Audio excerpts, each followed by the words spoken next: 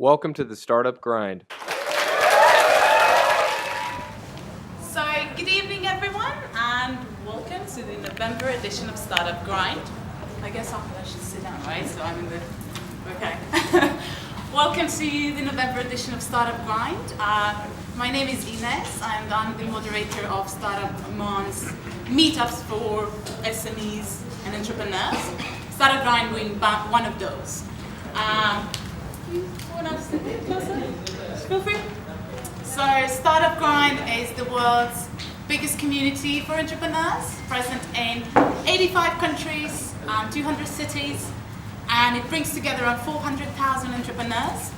And obviously we've been the designated chapter for Oman since last year. As a matter of fact, we launched the program here at the lounge November 2015, so it's kind of like, it's good to be back and celebrate almost like our anniversary of Startup Grind. And a huge thank you, obviously, to our partners, Al Rudha, the lounge, as the event partner for the November edition, and Oman Air, our official carrier, the partner of Startup Grind in Oman. And obviously, I think before, these are all the practicalities, kind of like, right? So the way Startup Grind works, it's a monthly series of meetups, fireside chat interviews with entrepreneurs, investors, founders. And what's going to happen tonight, or how it's going to work, I'll interview our guest for around 45 minutes with a set of questions I've prepared already, and then I'll open it to you. And I think we're okay, we don't need a mic, right? No. All good? Fine. Perfect. And our guest today is another pretty amazing entrepreneur. And the reason I say that, because all the great entrepreneurs get to sit on Startup Grind stage. And he's the founder of Shop and Click, which is MENA's leading online price comparison marketplace for grocery products, and an e-portal for grocery shopping. So I would kind of like to ask you to give a warm round of applause for Mohamed.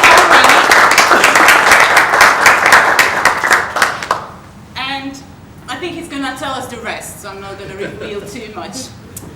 Thank you for being with us. Thank you for having me. Actually, it's a pleasure to be back home, and thanks for seeing familiar faces here.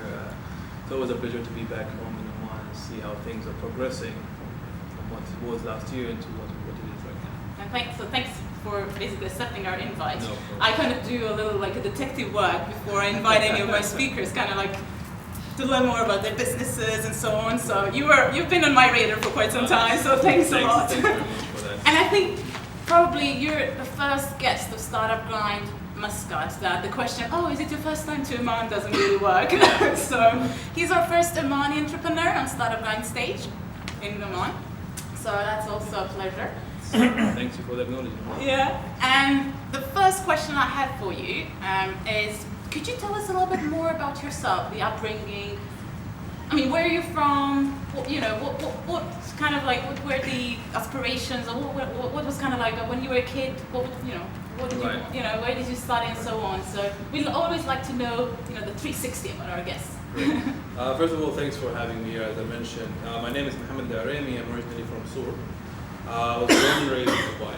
I graduated there in high school and I got a scholarship from the Ministry of Higher Education here that took me to the UK. I spent 4 years there studying construction management and engineering. Okay. I came back home to Muscat and I spent 9 months trying to find a job until literally just walking into offices called, talking to them, like, here's my CV, if you thought I'm reasonable or suitable, call me back. And I didn't hear from any of them anyways, but I got a flyer which was sent to me by my cousin. He told me there's a job in Petron the work in Oman, and I was like, let me try, my luck. I just sent my CV there, and I was surprised after a month, few weeks, I got a call telling me that you were invited for a briefing, an interview. So it was quite a big moment for me. It's like, wow, 9 months no job. Now it's time for me to be interviewed one of the biggest companies in Oman, if not in the region. So I got the interview, I passed all of them, and I spent 4 years at Petron in Oman working in several fields. So I worked in construction procurement, I was an engineer, planning, project delivery, project management, until the day I thought I need to make the leap of faith. switch from a corporate job to build my own stuff, which is how job started.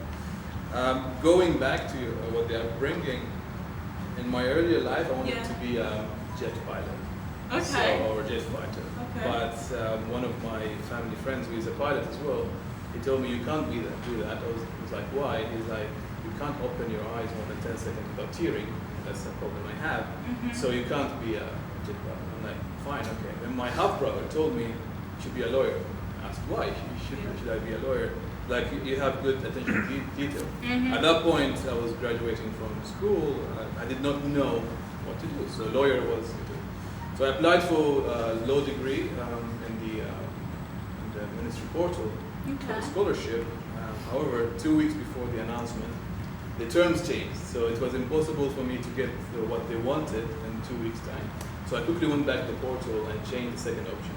The funny part is I went to the UK to study weather science, meteorology. Weather science. Yeah, that was the second one because I loved maths, but I didn't like physics. I went there, did my foundation level. I saw the huge difference between the physics I had there and the physics I had back in Dubai. So I was like, this is not my cup of tea. I can't do this. I like maths, but I cannot progress. I can foresee me failing in this field. So I went to the best, closest approach that has maths and physics, and that was construction engineering. That's where we started. Oh, well, okay. And so coming back to Iran, what were the jobs you had other than video? So video was my first job. Okay. So I had the benefit of joining a robust development program. Okay. And with that program, I was rotating around the departments. So as I mentioned, first 6 months I was working as a planning engineer, and then went into cost controlling, contracting procurement. So I managed to rotate around the company, which exposed me to different types of leadership, different types of managers, which I learned from each one of them, and who built the structure which I have now in our company, the culture we have. And let me ask you a question before I ask you, so what triggered that desire to even go into the entrepreneurial world? Before I start with that, I would like to ask you, what's your definition of entrepreneurship in the first place, or how do you understand it as a concept? Being one of those as well. You know, it's a funny definition, but I've compiled a lot of things. In my own words, entrepreneurs are crazy artists. Okay. Right? They're driven by desire and passion, backed by scientific data. That creates something out of nothing and make a living out of it. Now, the reason I say artist is because entrepreneurs see things different than what other people see. Right? And they feel things that other people don't feel. That's why they go crazy. You look at things, you bring in new ideas, and people are like, you're out of your mind. How can you do this? You have no experience. So the key qualities for every entrepreneur to have, in my opinion, is leadership and vision. Now, leadership is a very good topic that I could spend the whole evening talking about it, but I'll just say it briefly. To me, a leader is the one not responsible for the results, right? He's the one responsible for creating the environment that allows people to achieve the results. Now, it's often confused with ranking and micromanagement or authority. Now, the environment in a micromanagement workplace, it will be, we are doing things just because the person has authority over us, because we want to. And when it comes to startups, it's very important to create a culture that will let people follow you. Correct. Right? I've asked some of my fellow CEO friends, I told them, what's your main priority? Yeah. And they were like, customers. I'm like, you have not seen the customers for the last 3 years or something. So it comes down, like my own definition again, it's the responsibility of creating an environment for the people who are responsible for the people who are responsible for the customers. And I came across a very interesting quote this morning, so I'll just read it for you, and I want to kind of hear what you think about it. It says, it goes like, I haven't failed, I just learned 1,000 ways of how it won't work. Yes. As almost like, and it kind of triggered that thought, I think tenacity, perseverance, and that sort of like, almost like the ability to look at failure as fuel towards, that kind of motivates you to keep pushing and keep moving forward. So I don't know if you agree with that, or I totally how agree. do you look at that? I mean, one of my biggest influencer of entrepreneurship is an entrepreneur from Sweden. Okay. He's Swedish Syrian, and his name is Michel Issa, and one of his best quotes is, good judgment comes from experience. Experience comes from bad judgment. So it's very important for startups to fail quickly, to get up. Now, you might fail for several reasons. You might fail because you ran out of cash. You might fail because you got outcompeted. But the desire to get up again and try to achieve what you have previously started is what defines a true entrepreneur, a true successful entrepreneur. And just to jump into the my actual question, so coming back from the UK, an engineer with PDO experience or with the experience of being a PDO employee, what even triggered the idea, or where the desire to go into the entrepreneurship or even set up your own project or startup came from first? First and have you had any experience of like sort of entrepreneurial experiences or before? Because I would like you to touch upon that. One of the things that I would like to touch upon is entrepreneurship is not a choice. It's not something you wake up one day and decide to quit a job and say, hey, I want to just be an entrepreneur, make more money. It's a calling, right? So it's calling you here very long time before, right? So I had that calling not only for myself, but it was in our life. As Omanis general, they have our ancestors were working in trade from Africa to China, all seacoast towards Oman, and it's already built into us. And yes, I had two startups that failed, did not see the light. Two? Yeah. Okay. The first one, actually, I don't know if my colleague is here today, ex-colleague. It was a week after I got employed. Okay. So I told my colleague I want to start something, a new business. He's like, you just got employed a week ago. What are you talking about?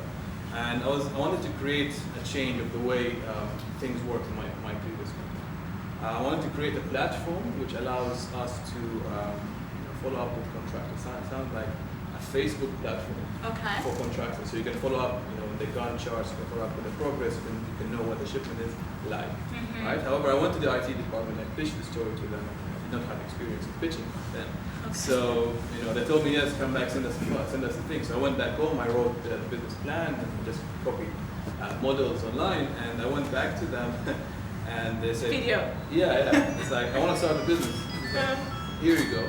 And they were like, yeah, come back to us next month, until I was like, probably I should focus on actually working instead of just jumping ahead the curve. And after moving through that, I call it a failure because I did not manage to start it.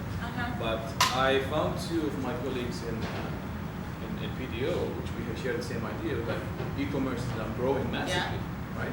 So we wanted to create a website that allows people to compare prices of electronics, but to offline retailers. So people do not have online presence.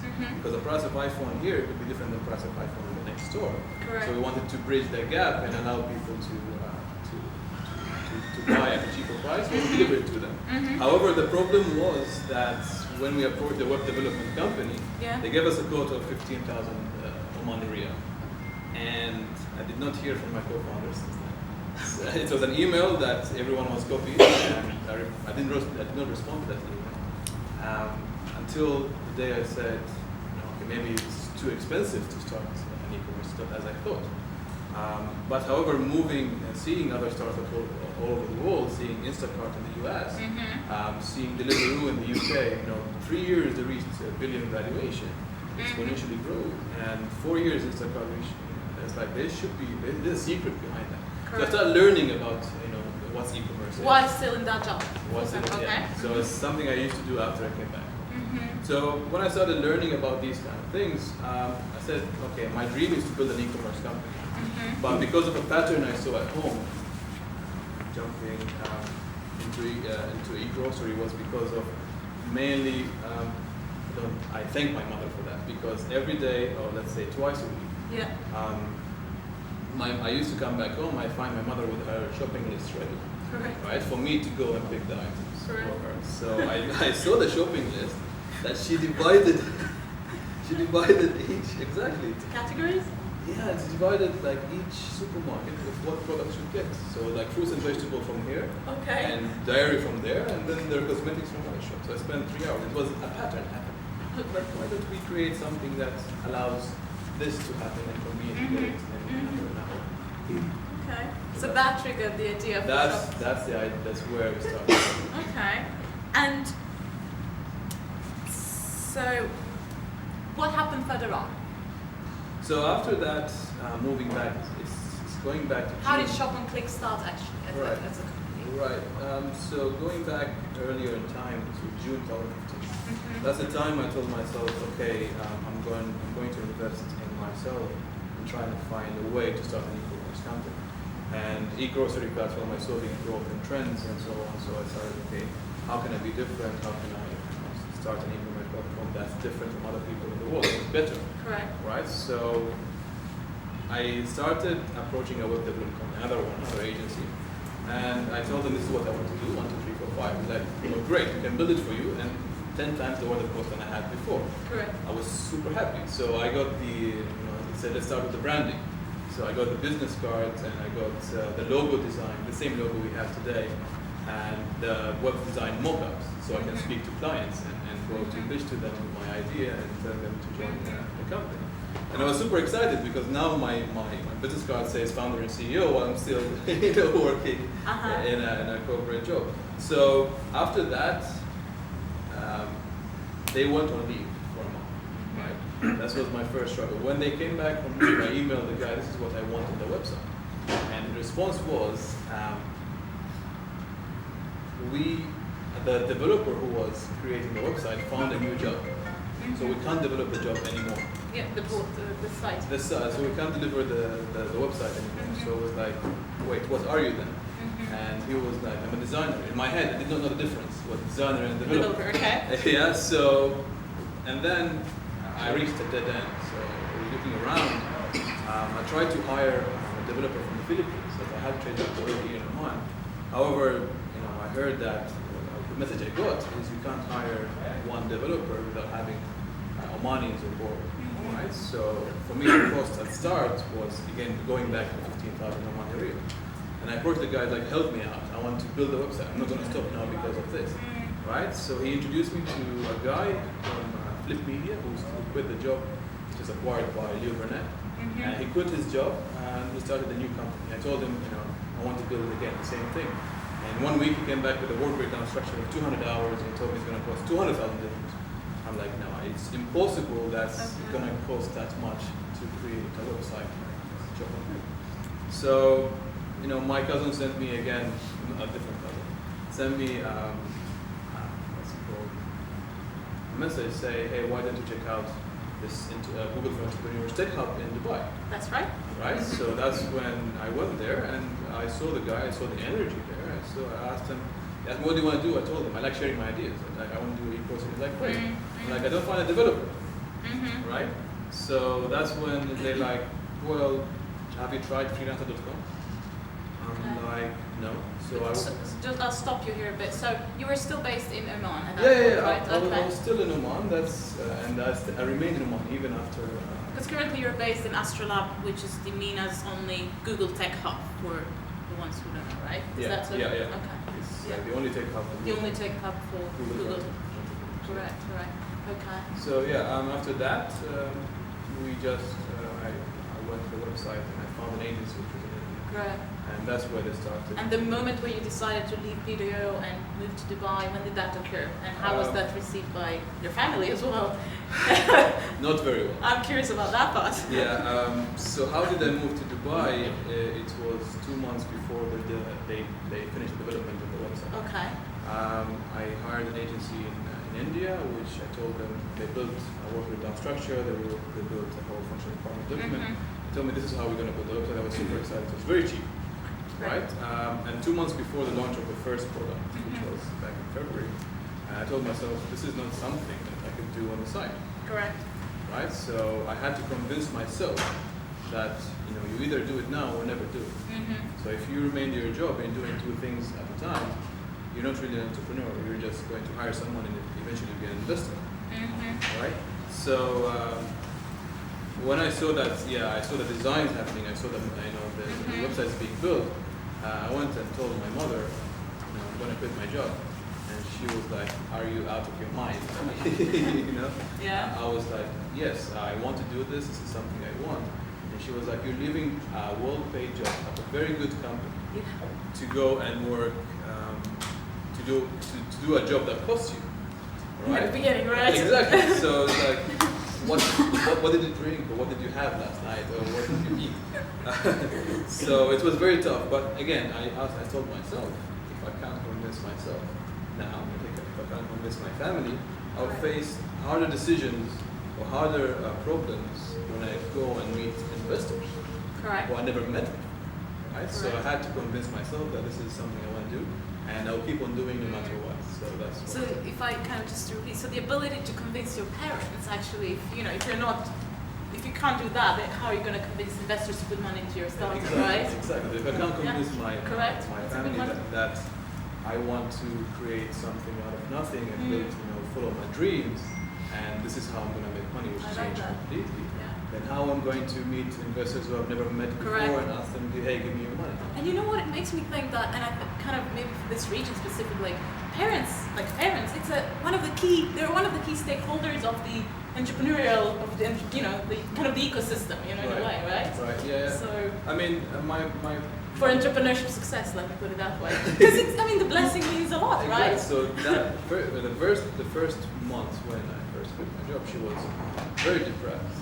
She thought that, because I'm her only son, all my brothers are half-brothers, and she thought my son is someone is hasad, hasadu, and so for example like jinxed, has been jinxed by someone that's, you have to leave your job or something else. But slowly that she saw me putting all my effort into it, she started recognizing that maybe he's very serious about it. So instead of her fighting me, and she started praying for me. Which eventually I saw things happen because of the blessings. Right. And could you tell us more about Shop and Click? So what problem do you solve? That's a very sort of straightforward startup question, right? What's the problem that Shop and Click solves? So our goal in Shop and Click is to enable households to shop smart. Right? So we developed a platform, a state-of-the-art platform, price comparison, which solved the problem I had before, that allows people to shop the same cart value from different supermarkets, premium retailers, while we deliver it to them in under an hour. Right? Okay. So the idea behind that is, we know that groceries grow so fast. Correct. Right? The food tech in general, the likes of Uber Eats and Deliveroo are investing millions in dollars to tap into emerging markets like Dubai and Singapore. But the other side of it is the grocery segment is seeing a very slow but steady trend of growth. Correct. Right, so we decided let's stick with groceries because everyone wants to eat food. Everyone wants to have food. So And as I learned from you, that food is the third largest category in which the money is spent in the UAE market after rent and fuel. exactly. So it's just like the opportunity. Exactly. So the challenge was actually for the people themselves. Do you want to cook or not? So last week I had a presentation telling people about the startups. And I asked a question, how many people cook lunch? The answer was only one. Because all of the other people I addressed are people who are professionals. They're working from 9 to 6. Correct. So the challenge was tapping into the people who are controlling the household, not professionals. But that's determined how we built our market segment. So. But the main idea... We'll get to that. Yeah, the main idea is just to make people save money, save time, get them the convenience of shopping for groceries at premium retailers that they heard of before, premium global swap and carry. And again, you moved to Dubai, so what we're currently talking about was for the Dubai market, right? The intention at the beginning, right? And how did you set up in Dubai, and what have been some of the challenges? So just to kind of paint the picture, left the PDO job, moved to Dubai, joined the Astrolabs. What have been some of the challenges, and if there's any of the entrepreneurs here, if they're thinking about doing the same, what would you recommend them? So moving to Dubai was... Because I'm sure it's a slightly different ecosystem. I mean, it's a completely different ecosystem. It's very different. Back at the time when I went to Dubai for the visit, I saw the energy and the diversity of people there. Right? So people from all over the world trying to create something innovative in one community, right? So it was very diverse. There was lots of energy. There was lots of learning to them, right? So it was, when I came back to Oman, I'm like, I moved 5 years back, right? So I decided if I want to move, startup, it has to be in a place where there is an ecosystem established for at least the last 4 or 5 years.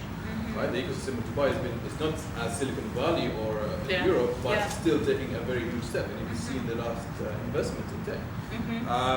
So when I went there, the main challenge is to set up a company. One of the best perks of the tech hub that I'm working at now is that they give you a free license. Correct. Right? With a few reasons. Correct. Right? So I was able to start. So the main thing that every entrepreneur would face, the question is, how do I start? Yeah. Right? Where do I start? Yeah. So it gave me the opportunity, okay, now I have the office, I have everything around me, now it's time for me to start. Correct. And then came other things like hiring and other challenges like, convincing, meeting people, networking, telling them that this is what you do, this is... At the moment where you don't have really much to show. Exactly, I only have mock-ups and, an unbuilt website. Okay. Right? But they were very convinced of our vision and an idea that, this is a market that's very crowded. Correct. Right? So in Dubai we have at least 16 people doing the same thing. 16? Exactly. Doing the same thing as... Doing e-grocery platform. Okay. Okay. However, when we first... Yeah, exactly. It's very huge number. And now Souq.com came and opened a new superstore. Right? So the way we thought about it is I put it on a 2x2 model camera. Right? It's developed by McKinsey. And where the left-hand side says uniqueness, and the right-hand side says value. If your brand is very unique and adding no value, then it's a clown, right? But if you're very unique, not unique and not adding value, then it's a rubbish product, right? But we saw that everyone is on the adding so much value but nothing so unique about it. Correct. Right? So they're competing by price. So how to differentiate ourselves from them is establishing a new way of penetrating to people's mind and tell them, hey, you can save money, not only shop for convenience, not only shop for speed, but you can save money. And soon while doing that. Exactly. While doing the same thing. So that's we're trying to push our brand up a little bit until we reach the smart and unique, which the brands like Apple are brands like whatever brands you think about, Dell, Starbucks are it's very unique, even though they're still brand. And I'd like to talk about your business model. So you operate 2 models, right? Could you speak a little bit more about... You mean about the 2-country model or the monetization? Both. So let's speak about the 2-country models, and then we'll speak about the monetization, because that's also something that I think is interesting. The 2-country model, we first started with a software-only model. So what we had essentially is a platform that connects users to the supermarket while they deliver it to people. Correct. Right? That was the initial model. The supermarkets deliver. The supermarkets deliver, right? We started that model both in Oman and UAE in May, right? However, in UAE we saw ourselves moving towards the same direction as our competitors, right? So we switched the model to a different model. However, the challenge in the model of Oman is that there is no delivery infrastructure set up here. Correct. Right? And if I wanted to switch to Dubai model, so I'm going to touch on shortly, it's going to cost a lot. So my cost went from this to that, right?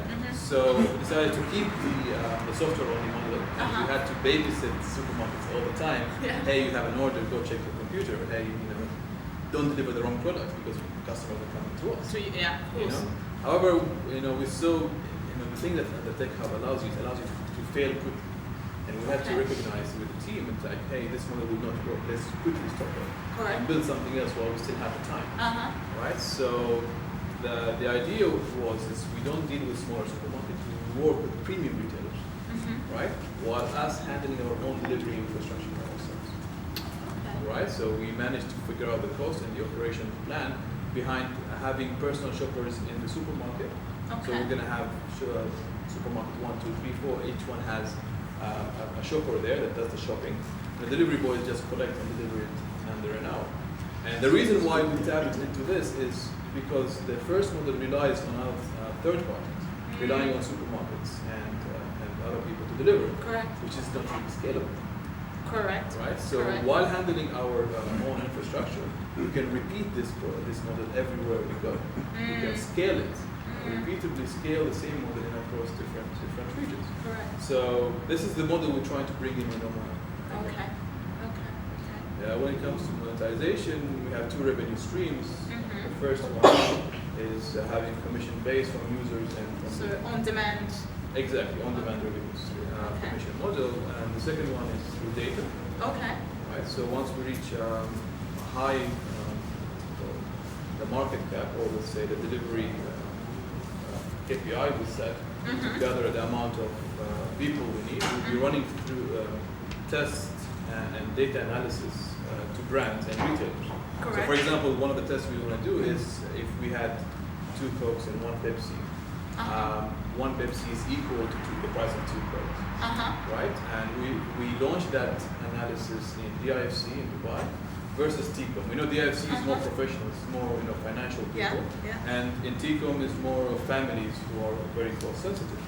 And we will see the response. Who will buy the one for the price of 2? So people who are brand oriented might buy it in DIFC, and people who are very cost sensitive will buy it in TCOM. There, the brand would be able to tailor the marketing activities. Like it's pointless for you, smaller brand, to go and advertise in a place where people want a bigger brand and a price. Advertise. Correct. So that's the analysis we'll do. Tailor marketing activities for the brands. So that would be the software as a service. Exactly. SaaS. Shopper Big SaaS. Yeah, that's right. So maybe if you could touch upon what does that mean? So software Just software as a service essentially means As a subscription. exactly. Yeah. You subscribe to a service.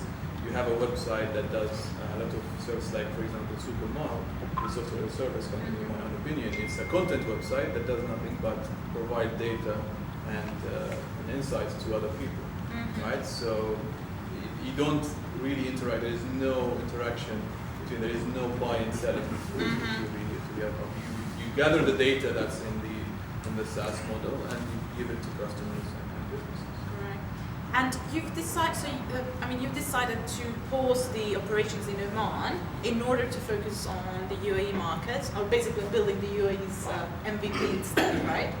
And could you speak a little bit more about what led to that decision, and what do you believe is the most important thing to consider while thinking about scaling for entrepreneurs? Because I really like you. I mean, you have quite a lot of experience with that scalability. You talk a lot about scalability. Yes. So I would like to pick your brain on that.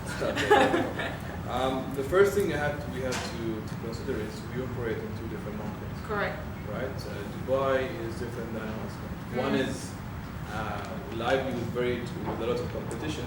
Correct. Thus, you can get customer feedback directly to build your own brand. Yeah. To tell you, like they're doing differently. But on the other side, Oman is a dormant market that's going to grow. That's going to take a long time. So once we launched the product, we see that there is no competition. So we don't have any feedback. So we have to fail and do a lot of bad decisions in order to tailor it in our minimum viable product. So essentially, what happened is we were working in 2 different directions. We were not focusing on one thing, right? However, when we realized as part of the team, like, look, this is the scalable product. Even though we gathered 900 customers in 6 months in Oman, however, we need to make a decision that will take us to the scalable model and bring it back again to Oman, right? So the traction in Dubai in the first 2 weeks was 6 times higher than the first month in Oman, right? So it was a very big decision to make, but however we saw the potential of the scalability in Dubai, right? And it's just 3 months since we launched in Dubai, and we're seeing a trend. So people will say there's a lot of competitors, there's a lot of people doing the same thing. However, we realize in a tech space you rarely can have a monopoly, right? Because it's all about customer's choice, right? So let's take, for example, Uber and Careem. They're the exact same thing, right? In fact, the driver has 2 devices, right? But what makes the customer buys order from Careem or Uber? Careem implemented the design thinking. They copied the same model, but built it exclusively for the region. So you can always get a market share. But for me, Uber's brand is more professional. Careem is very lively. They target the ones that come, the tourists and so on. Correct. Uber is more people coming abroad and never heard of something, but they've heard the brand of Uber or somewhere else. Correct. So the idea is like you can get a market share as long as you build the correct strategy on how to tap the right market segment you want to get. could you, so one of Shop on Click's key advantages is that sort of the feature of the price comparison solution, right? Right. And how well received is that amongst your customers in the UAE? So because of the And what have been some of the feedbacks that you've received so far? right, because of the technicality of what we're trying to do. So Yes. essentially, what we're trying to do is not only you compare products, Okay. but also you allow you to buy from other supermarkets. So Okay. it's always going to be the cheapest. So now we've restricted the view of the price comparison to only 3 areas of the car, just to test and see what's the response. So if you're in Oman, you won't be able to see. Okay. So if you're in Dubai, you can choose an area that's not selected. Yeah. You'll always see the ones that are have bigger capacity. We have drivers for these. Okay. So in order for us to learn how many people are actually comparing, we want to see if is there a product market fit. Correct. However, keeping the other people buying just because they're buying groceries. So that's so far the people do not know that there is something called price comparison. Correct. The way we design the product is we let you shop first, do all the shopping, we tell you where you're shopping from. Yeah. Before you check out, we show you another side. This is actually cheaper from Alright. so because the idea went back once in May because we launched the comparison in May, and people were confused. What am I doing? Where am I shopping from? Right. So it was beautifully designed, but there's no user experience. Right. So we decided to keep the restriction for now until we manage to raise fund and be able to accommodate all these areas. And basically your company and you, because you have the very ambitious goal of becoming the best known e-commerce company in the world. And what does that mean for you? And what's the roadmap to that like? Funny enough, if I was in the crowd and I heard someone saying like that, I would be like, this guy's out of it, right? Yeah. However, we understand that's very challenging decision. That's the dream we built within our team. It's going to take us a lot of time. It's going to take us a lot of effort and mistakes to make, bad decisions and so on. However, the focus will rely on shop on click, groceries, right? The goal, which we're working on for the next 1 year, is to open a new vertical called shop on click marketplace. Okay. Right? The idea behind that is to bridge the gap between Europe, China, and the Middle East, and to create a link. I was lucky; I did not approach anyone, but last week or the last 2 weeks, I've been approached by 3 ladies. Right? One in Abu Dhabi, one in Italy who's living in Dubai, and one in Germany who's also living in Dubai. And they all came to me just to share their ideas. Right? It's like one wants to open a marketplace for abayas. Right? The other one wants to open a marketplace for exclusive Italy bicycle brands. The other one wants to build a marketplace for cosmetics. Right? So then the idea came is like, okay, we can tailor that in different verticals. Create a marketplace within a marketplace. So I told them that I can help you with that. Correct. Right? But you focus on the shipping and everything else, and the money will come to you and we'll invoice you every month. However, it will be an additional vertical. Right? That we can always go to somewhere in China or someone in Saudi. Like if you want to add your products, exclusive products, focus on one niche. Correct. Then we can put it into Dubai market, we can put it in Beirut's market. So to date we have 3 websites that are live. Right? Autoshopsmart.com and deserthq.com. Right? Autoshop Smart was part of our marketing strategy. So we built another website that helps people or guide them to make better decisions on shopping behaviors, while indirectly mentioning our features of the website. So now, once that website gets traction, we'll launch something that say the top 5. So when people go to there as their influencer or their guide, the top 5 places to buy groceries will always come up with the top. People do not know that it's ours. Correct. Right? The other one is DesertHQ. Is actually a product built by CTO and COO, and they did it just 1 day. And the idea behind that is it's a customer-to-customer platform that allows you to sell your used item, allows people to buy items under 100 dirhams. That's under 10 reals? Yeah, under 10 reals. So it's kind of the idea of why don't we have a dollar store? So you get rid of your items, but you buy other items for cheap. And what is it called? Could you repeat the name? DesertHQ. Okay. So all these will be added to the shop. Oh. However, now our main focus is on grocery. We don't want to Yeah. think about different things Correct. while we haven't focused on one vertical. So the grocery segment is our priority. And I'd like to talk about your target market Yeah. and also, well, the key customer segment in a way. How did you get to that? Right. So Simon Sinek put this very well. I don't know if anyone heard of the golden circle. It's the what, why, and how. Yeah. Right. Almost every brand starts with the what. They tell you what they do. They tell you how they do it. It's USP or whatever. And then they tell you why they do it. Yeah. Right. However, we wanted to start with the why, like Apple did. Yeah. Tell people what's our cause, Yeah. what's our belief. Yeah. Building, empowering people to shop smart by building a state-of-the-art e-commerce platform that delivers growth. So in every market, there's something called the law of diffusion of innovation. You find the first 18% is your early adopters. Early adopters. Then you get the early majority and what's called late majority. Now the early adopters are the ones who are going to tell the early majority to shop from your platform. Yeah. Now those people won't come to you unless they believe in your cause and the why you have built. So we focus on our vision, Yeah. building If they're not emotional, if they don't emotionally resonate with what you're doing. Exactly. Yeah. They're not very impressed. Yeah. People buy Yeah. why we do it, not what we do. Yeah. Right. So the main target segment is to first build a proper brand that will tap into these the mindset of the people, and also segment the families. So as I mentioned, people who live in buildings and towers, they want things fast. They don't cook. They don't cook, right? So all they need is the quick items Yeah. sometimes, and they don't want to wait 2 hours to get it. They just Yeah. want 15 minutes. They either pick it up or go upstairs. Yeah. However, we focus also on places that have families, which are townhouses or villas, Correct. right? So those are people who want, usually the nanny does the shopping. However, also the mother is always in control of the other place. Correct. She wants to know what's coming and what's going out and Right. how to fix the budget of Yeah. every week and so on.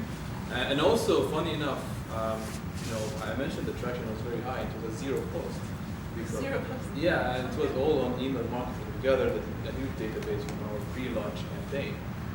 And the funny part is that businesses are the ones buying from us.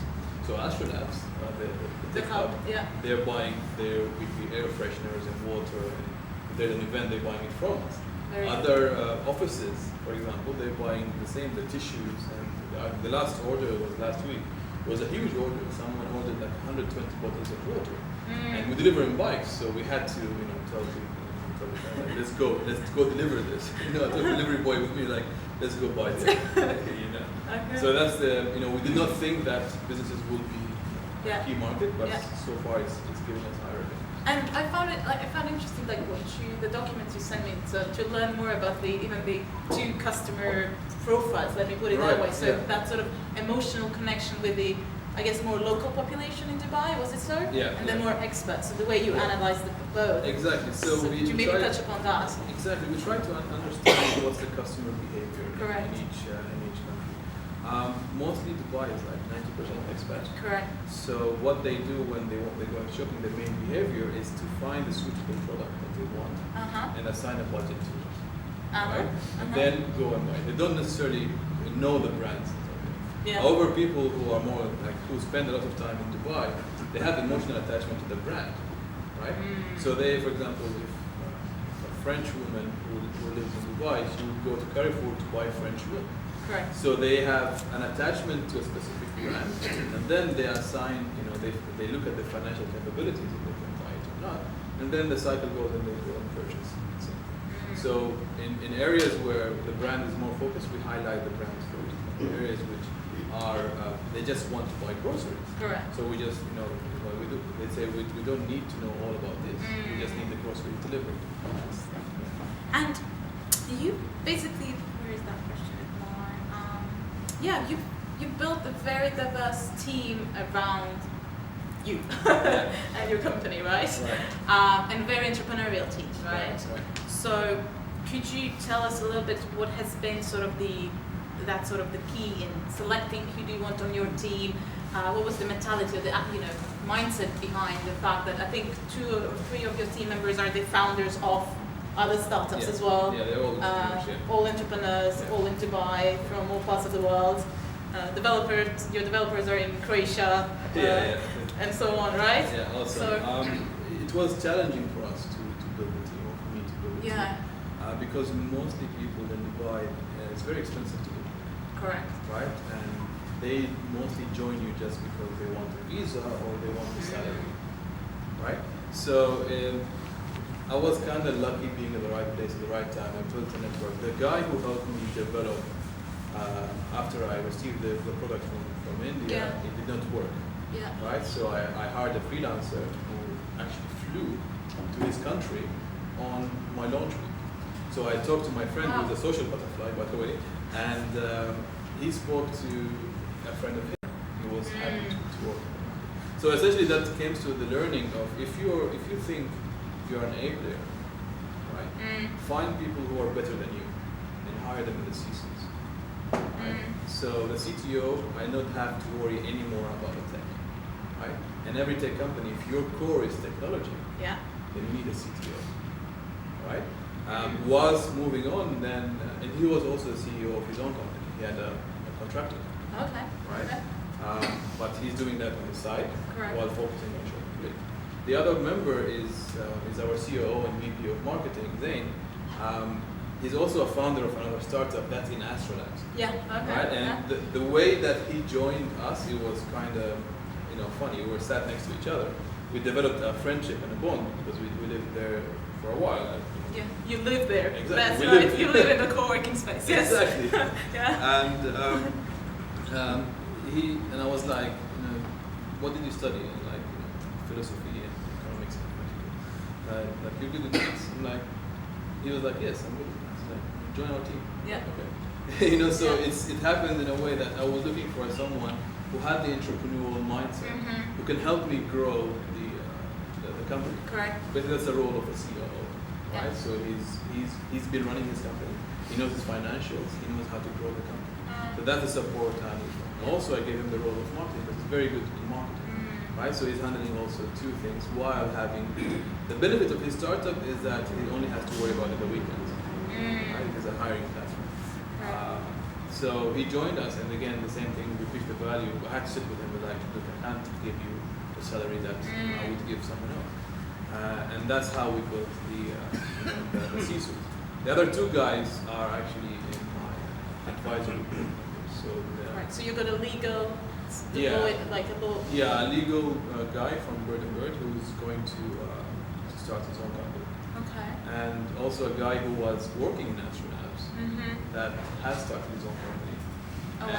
He's a very good friend of mine. And I've been using him. I gave him a very small equity, but I'm using him every month for an hour or 2 for his time, just to advise me on the marketing strategy and the go-to-market plan. So the equity is the formula. But one must be very careful on who to give it to give to, right? And they must be really sold on your vision, right? Because if what they cared about, if it's only the money, if the money disappeared, they're the first one to disappear. Correct. Right? So that's what I focused on. Before offering them the equity, I had to first sit with them a lot of time and ask them, hey, what do you believe? What do you believe Shopaholic will be? Where do you think we'll go? And so on. And we have a tech team in Croatia. They're very talented young people. Found them from freelancer, and I spoke to 3 of them. And they were like, we can give you 20 hours of our time a day, and combine those. And I would like to kind of move to the pitching. I know you've been in a process of raising some investment dollars or dirhams in the last quarter or 2. And what has been the biggest learning for you personally as a startup doing it in Dubai? And what do investors want in that ecosystem? Interesting. We've been fundraising, as you mentioned, since actually July. Right? We've met both VCs and angels. Right? So far to date, we haven't closed a deal yet. We're looking to close it in the next month. What essentially we've tried to build is we'll bring angels and VCs together and invest. Because the problem we face is angels are very scared of putting their money out without an anchor investor, right? And VCs really want to see traction, right? While we still have a minimum viable, so they wait. Right? Now the key learnings I had, advise anyone who going to a startup, if you can avoid it, avoid it. Okay. Right? Because Okay. essentially, once you take money from someone else, their business model becomes your business model, and you will start losing control. And they all tell you the good side of it. We invest in people, we invest in the team, we invest in the product, but they don't tell you the other side of the sentence. As long as everything goes well. So that's right. So all they care about is sales. Yes, they invest in you as a team. They look at the team. It's the guy who can build a platform. Yeah. But if you don't sell, they will slowly move you to a corner, and make you shut down. All right. So the other learning is, before pitching to a VC or an angel, do your research. Right. Understand how a VC works. Right. How does the whole VC market and who's who in the two, as I like to say. I mean, usually VCs are more into the late stage startup or growth stage startup, not early stage startup. However, what we find now is a lot of early stage startups are going to VCs to pitch. So if you're going to pitch to a VC, do your research, understand how they work. Right? VCs don't own that money. It's a fund from other people's money. Right? And every portfolio that a VC would have at least 20 companies. Right? That's a typical one from Silicon Valley. They know that 16 of these will fail. 2 will plateau. But the 2 that make it, they have to make up for the 16 that have failed with the multiple effects. So, when they look at you, are you one of the 2? Right? And VCs here are very relaxed. It's not like Silicon Valley. Right? There's a lot of startups here. Right? Yeah. There's only maybe 16 VC maximum. Max or 6.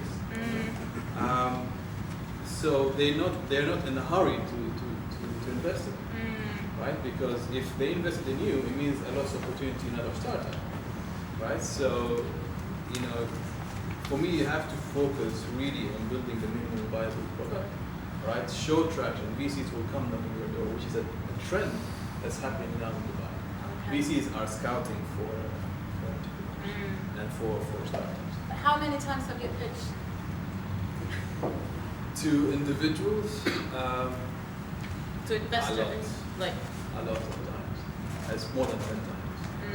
And we got rejected twice. Okay. And the 8 times we did not get an answer. So one of the VCs that we have the potential of getting the investment from, we actually met them 8 times. Oh wow. And one of the things that VCs do is they keep asking for more information, more information. Yeah. You reach the 6th meeting, you're like, I've given you that information, like, give me more, So we reach the stage like, what now? Yeah. So it's like, are you going to invest or not? Yeah. Are we wasting our time? But you can't say it obviously straightforward because you actually need, the fund. Yeah. And once you go and raise funds, you're running out of cash. Yeah. That's why you need the fund to grow. Correct. Right? Correct. And may I ask you a question that's more related to, so you're an engineer, video experience, so currently you're building your startup. Where did you learn all of these things? Where did you get the know-how? It's one of the things that. Where did the biz side of Mohamed come from? Engineers have that. Yeah. They know everything. Engineers know everything. I know, Rod, right? Effectively, it's one of the personality that I have. I like tapping into things that I have never had an experience to and learn. And I realize that every startup, they need 2 main pieces, knowledge and capital. Right? So I needed to acquire knowledge, so I started learning while I go. And one of the things I learned is you don't need a business degree to start Definitely. a business, right? Definitely. A business degree will help you go faster, Yeah. but it doesn't mean it will help you succeed, right? So it was part of me, I like to go into challenges and solving problems I've never encountered before, building a team out of nothing, and going to meet VCs and raising investment. It's not a game that we play, it's lots of things that has to be sacrificed, Correct. and a lot of things have to be measured and properly addressed before moving into a new venture. So that's the thing we had in mind, or I had in mind, and I started learning. I took courses in Coursera, Okay. and I started doing my research. I did not know what an SEO is until until the day I quit my job. Like maybe now I should start knowing about it. Okay. And the good thing is whenever you interact with people, Yeah. I pretend that I know what they're talking about. I go home and start researching on Yeah. what they're and that's the benefit of having a community like this, Yeah. right? You see people doing different kind of things. Uh-huh. You see, doing them doing different marketing strategy. Now I have an idea of what's the marketing tool that's best fit for my company Right. and what's the strategy to take. That's what the mistake they have done. It's important to create a community around you to help entrepreneurs learn from each other and share ideas, share knowledge. So if you see yourself doing something wrong, probably someone else will be doing it right. And I think that's, because I had the chance to visit Astrolabs as well, Yeah. I think that's one of the Exactly. probably most Exactly. I mean, added values of that space, because it's first so diverse, it's literally packed with entrepreneurs who are hungry and building their companies. And exactly. I mean, yeah. you see people staying up How many hours per day do you spend there? From 10 to 11 daily. PM? Yeah. Okay. Not, So then you live there, right? Yeah, So- I mean, in Astrolabs, me and the CTO, Yeah. we called, they said they're going to give us a sleeping bag because Sleeping they bag, see okay. us all the time Okay. there. Because, every time when we're supposed to launch, Yeah. we stay a long Yeah. hours. But it's very important for you to work smartly, not hard, right? So understand what the task, because if you were to do everything today, you'll never be done. Yeah. Right? I have 5 tasks a day that I should be Yeah. doing, and I know that I'm going to receive an email from a client or an investor or someone or an angry customer, right? While working on things that I have. Exactly. And before I open it to the audience for Q&A, what would be that one piece of advice that you have for young entrepreneurs, aspiring entrepreneurs? What would be that one thing that you would, from your experience so far? If you want to do something, Yeah. just do it, right? No matter what, if you have a dream, go for it, because there are going to be a lot of obstacles. There are going to be a lot of problems that come across your journey, but if you believe in yourself, go forward and start your journey and learn from it. You will fall a lot of times, but if you truly think that your idea is a great idea, you still believe in that, go for it. Whether it's a tech, whether it's opening a restaurant, whether it's opening an agency, it's just an idea. Follow your passion, right? If you want to make money out of it, it's a good thing as an added value. Yeah. But do what you love, not do what people say, because people don't know what they want. Yeah, thank you. Okay, guys, so I'll open it to you for questions. Just hands up who wants to go first. Yep, go ahead. I have several questions. Just raise your voice so you can. I just have several questions. The success of social media and tech businesses depend on 2 things. Okay, whether you have a database whereby you can collect from users, and 2 is whether your user base is growing. Because if you look at Twitter actually is on recession at the moment because its user base isn't growing. My question for you would be, do you have a mechanism whereby you collect database from users through logins or whatever? Yeah. And my second question would be, how fast is your user base growing? Because if I'm a VC and I'm a VC, I would definitely invest in something that is growing. Right. So tapping into the first question is a pre-launch campaign that we had. So we launched 3 WordPress websites that we put a very beautiful picture and say, sign up, there is something cool coming up. So we put that and we promoted it through social media, right? And that's how we got the initial database. However, we use certain tools and mechanics, for example, that understand people who join our website. We want to target the early adopters first, right? So in our segment, social media is a passive advertising, right? Because people don't generally go online and search, I want to buy groceries. It's very rare, right? So we want to focus on offline plus online marketing to enable to acquire new users. And we saw something that works super well in Oman. It's flyer distribution, right? So we distributed flyers and we managed to acquire users. Now retaining them is something else, right? Sorry, what was the other part of the question? How many users do you have currently, and how fast is that user base growing?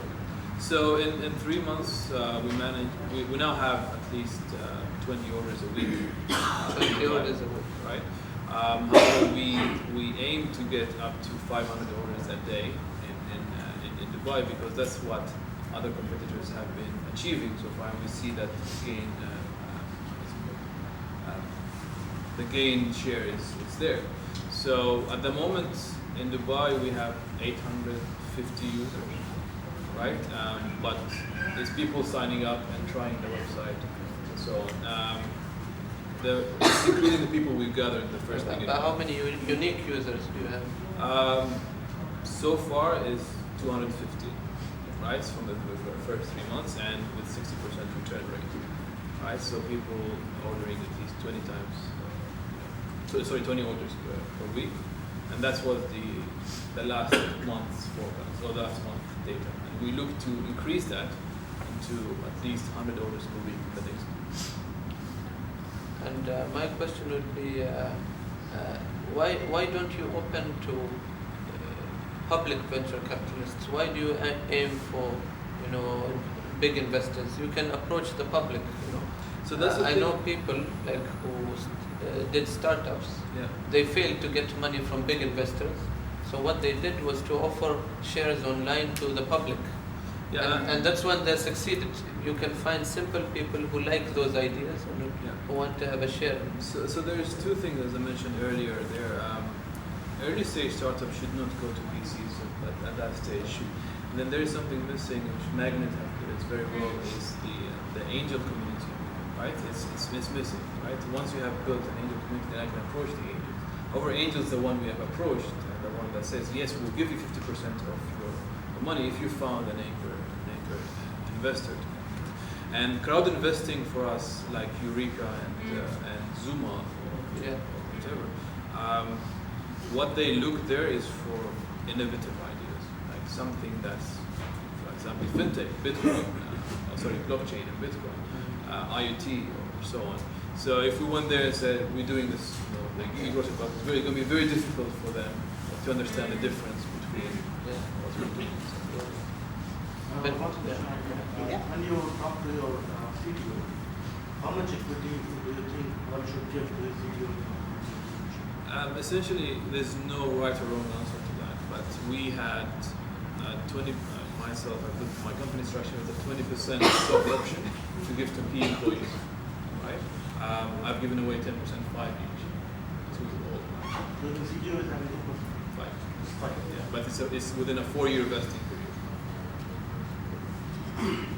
Yeah. You've spoken about the importance of a good team. Yeah. You also told me you got a ratio of 2:1 for delivery boys to shoppers. How many staff do you currently have?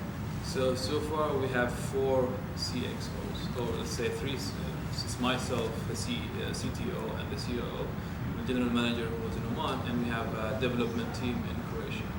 And also the drivers now, we have 2 drivers and 2 shoppers that are placed as working independently whenever on-call, please. Okay. But you said your ratio is 1:2. So and then you said you got 2 drivers. Yeah, I mean, they both work independently.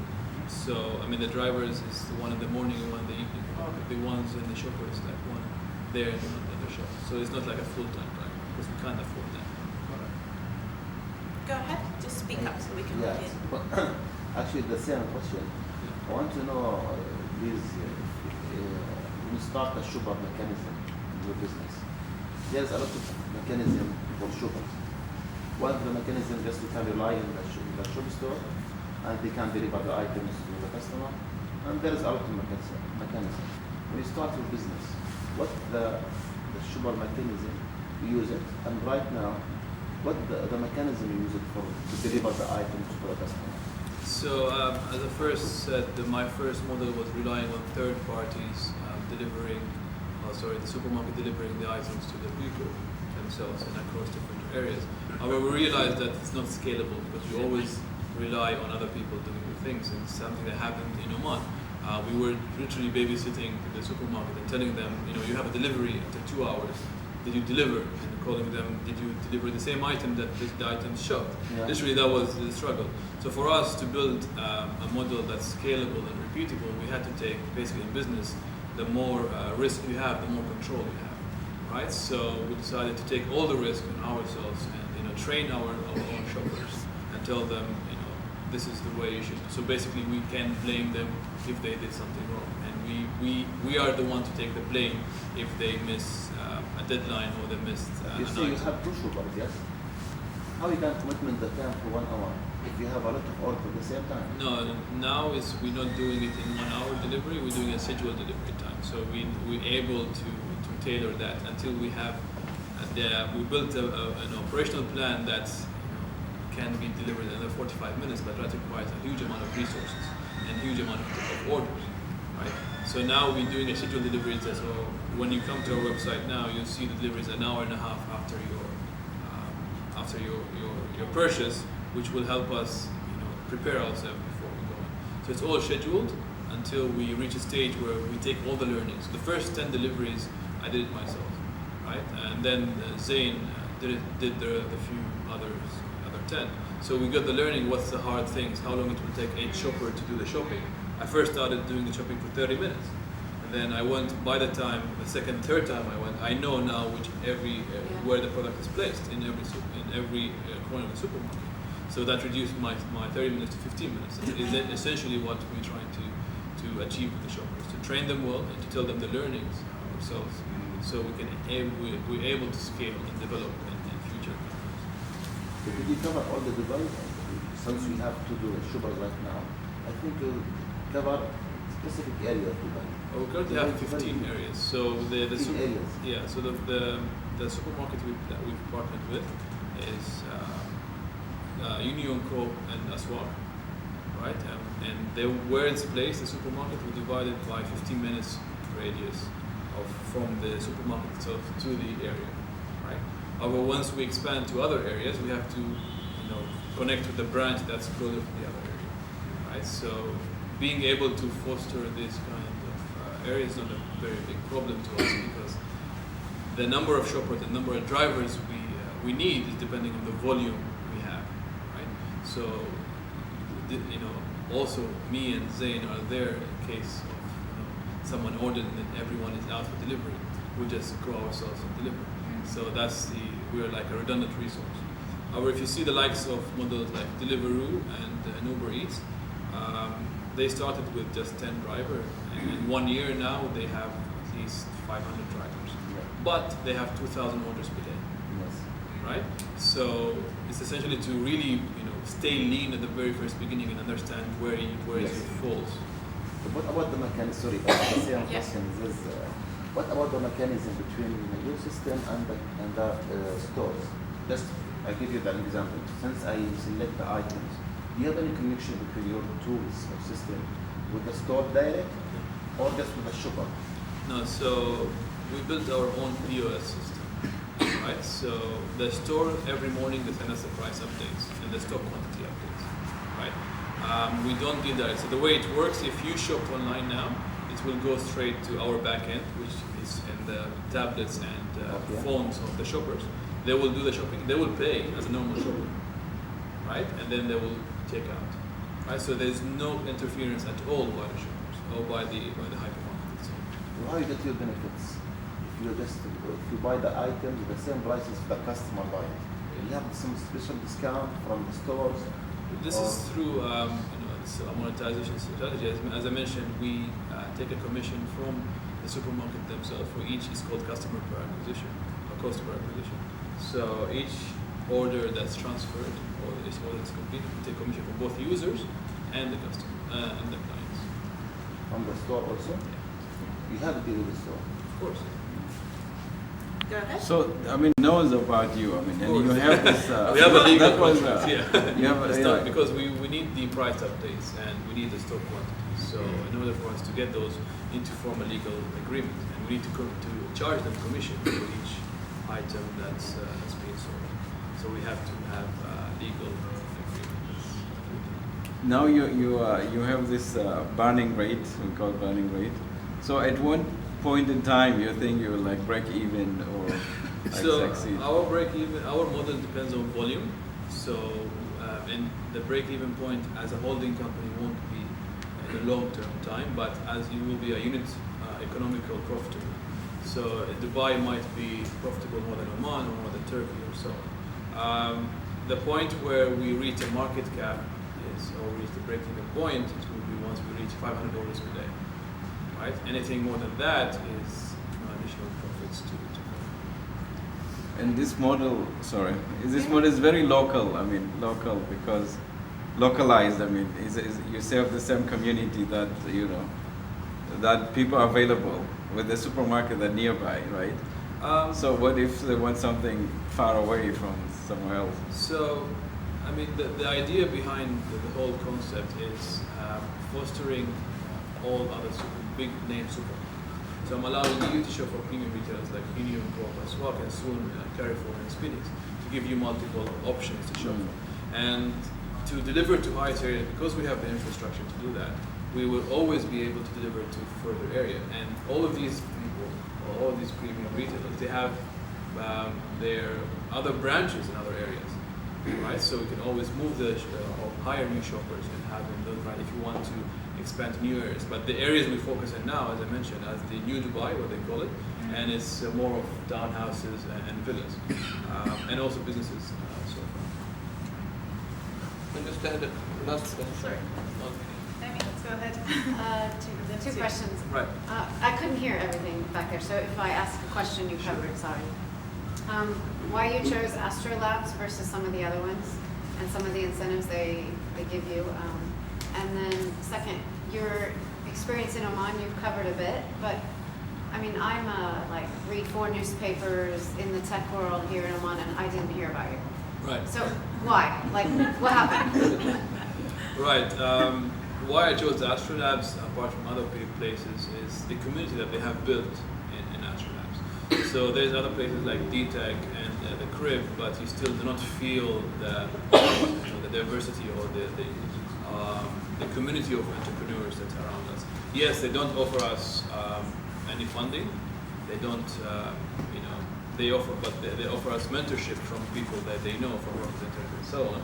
And also, they have built the ecosystem that helps us to go through, with them, with the academy. So they have classes every 2 days or twice a week, right? That they're telling you how to scale an online startup, how to build a marketing plan, which is very beneficial for any startups. And the other side of your story, you haven't heard about us, is we were, the market was very challenging for us, right? So the main decision why we have paused the launch is we wanted to focus on one MVP and stay lean because we're burning a lot of cash at the moment. So in order for us to grow in Oman, we need to spend a lot of money. And as I mentioned earlier, the cost went from like this to this big, right? But you did come in for a little bit. Yeah. I mean, like, how was that? I'm from SAS, the IT incubator, so I have four companies here, and I Right. want them to hear what your challenges were here. Right.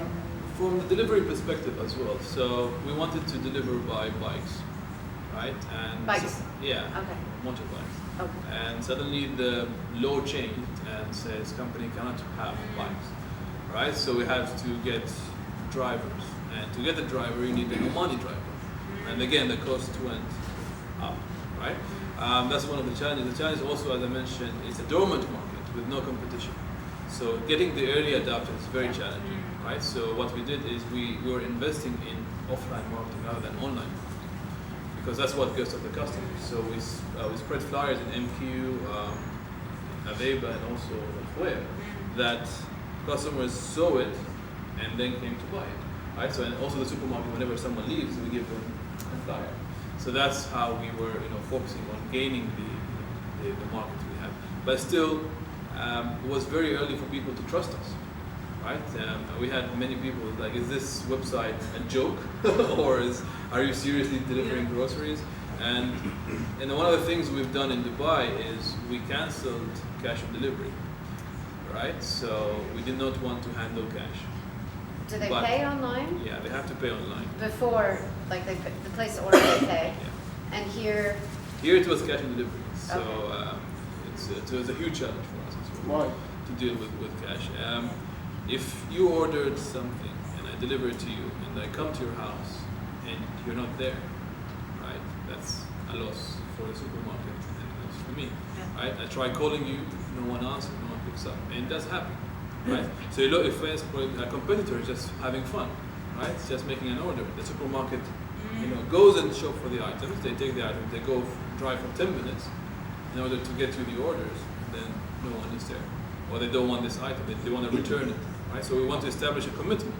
Now, Jadapado have done the same, right? Jadapado is another venture like Soup. They've taken out cash on delivery whatsoever, right? And they noticed that the sales did not go down. The sales remained the same because the recent statistics says 80% of people in Souk buy as cash on delivery.